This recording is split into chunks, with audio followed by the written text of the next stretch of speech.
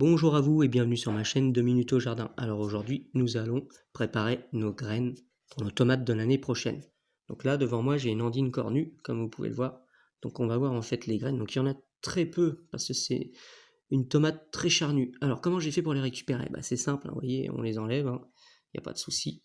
Voilà. Ensuite, de les récupérer, je vais les mettre pendant une semaine dans l'eau, de façon à ce que la chair se décolle bien de ces petites graines.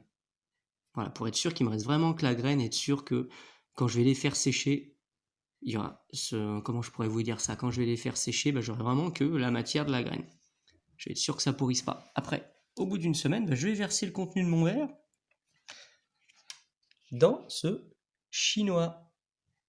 Vous voyez, donc je vais passer sous l'eau de façon à bien enlever toutes les graines. Au final, donc je vous explique l'action, mais je vous la montre pas parce que c'est difficile en filmant en même temps. Au final, donc après, je vais récupérer toutes mes graines dans un sopalin, comme ça elles vont sécher un petit peu, elles vont s'égoutter dans le sopalin.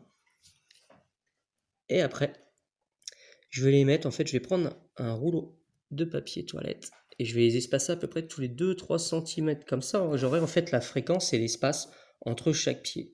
Une fois que j'ai fait ça, c'est super simple, j'ai mon papier toilette qui est de la cellulose en fait, qui va se décomposer quand je vais vouloir les mettre en terreau de semis.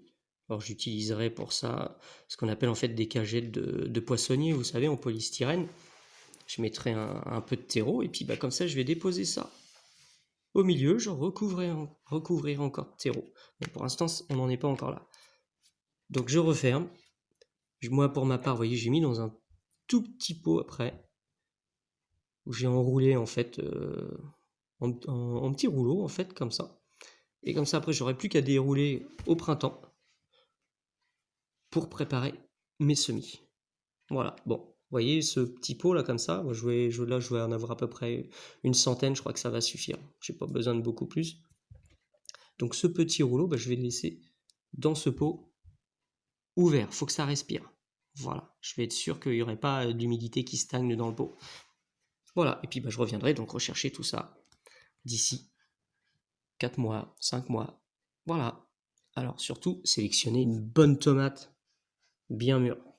Voilà, à bientôt pour une prochaine vidéo, j'espère que vous aurez appris quelque chose. Si vous avez des questions, vous n'hésitez pas, vous pouvez liker, vous avez le droit de vous abonner, commenter aussi, il n'y a pas de souci. Si vous avez une meilleure méthode que la mienne, n'hésitez pas, je suis preneur, j'aime bien apprendre. Voilà, à bientôt, au revoir.